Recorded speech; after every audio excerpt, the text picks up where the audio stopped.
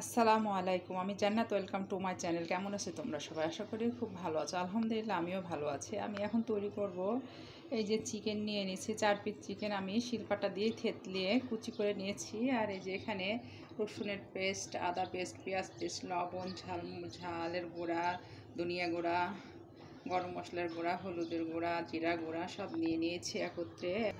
আর এখানে আমি 4টা বেগুন কেটে ধুয়ে পরিষ্কার করে নিয়েছি। এখন আমি বেগুন থেকে এই বেগুনের পুরগুলা সব বের করে নিব। বন্ধুরা, এই যে আমার বেগুনটা কেটে নেওয়া হয়ে গেছে। এই যে বেগুন থেকে পুরটাও বের করে নিয়েছি।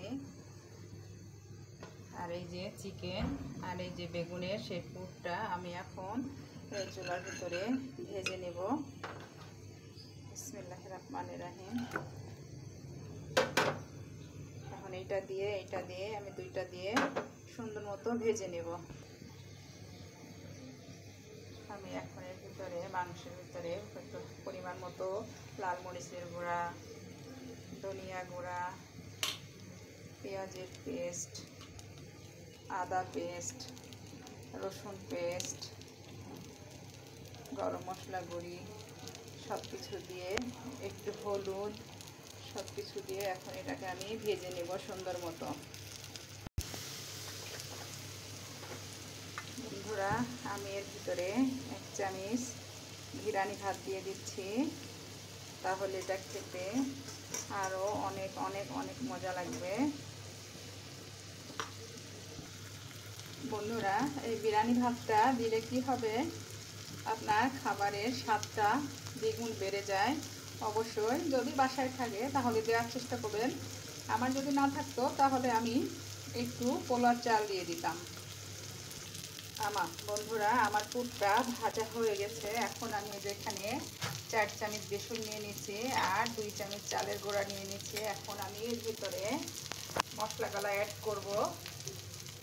এই যে শুকনো মশলা, আদা রসুনের পেস্ট সবগুলো অ্যাড করে এখন আমি একটা পাতলা বেটার তৈরি করে নিব। বন্ধুরা, আমার চিকেন আর বেগুনের পুরটা রেডি হয়ে গেছে।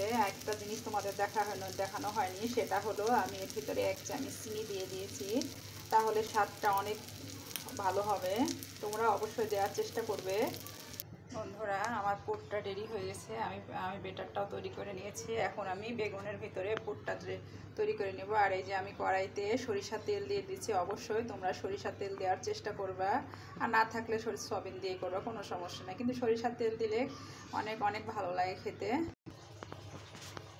বন্ধুরা, আমার এখানে কারেন্ট চলে গেছে। এই যে আমি বেগুনের ভিতরে পুরটা পুড়ে নিয়েছি।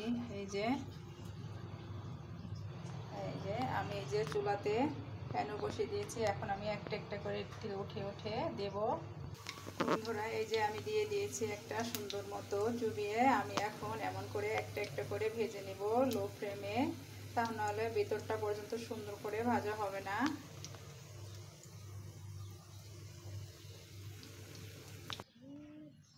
বন্ধুরা, এই যে অনেক কষ্টের সাধনার ফল তোমাদের কাছে রেডি করে এনেছি। অনেকক্ষণ সময় ধরে ভাজতে হয়েছে একটা একটা করে। আর খেতে তো অবশ্যই দুর্দান্ত মজা লাগবে, কারণ মাংসের পুর আছে এর ভিতরে। বন্ধুরা, যদি আমার ভিডিও তোমাদের ভালো লেগে থাকে অবশ্যই লাইক কমেন্ট শেয়ার করে দিও। আর পাশে থাকা বেল আইকনটা অবশ্যই প্রেস করে দিও। তাহলে কি হবে, যখনই নিত্য নতুন ভিডিও আপলোড করব আমি সাথে সাথে নোটিফিকেশন চলে যাবে তোমাদের কাছে। আমার ভিডিও যদি তোমাদের ভালো লাগে অবশ্যই কমেন্ট করে জানিও। আর অবশ্যই বাসায় তৈরি করে আমাকে জানিও যে আপু তুমি যা বলেছো একদম সত্যি কথা বলেছো। এই বেগুনের পুর ভরাটা চপটা খেতে অনেক অনেক মজা। ভাত, পোলা, রুটি যার সাথে খাও না কেন অনেক দুর্দান্ত মজা লাগবে। সবাই ভালো থাকো, সুস্থ থাকো। আসসালামু আলাইকুম, আল্লাহ হাফেজ।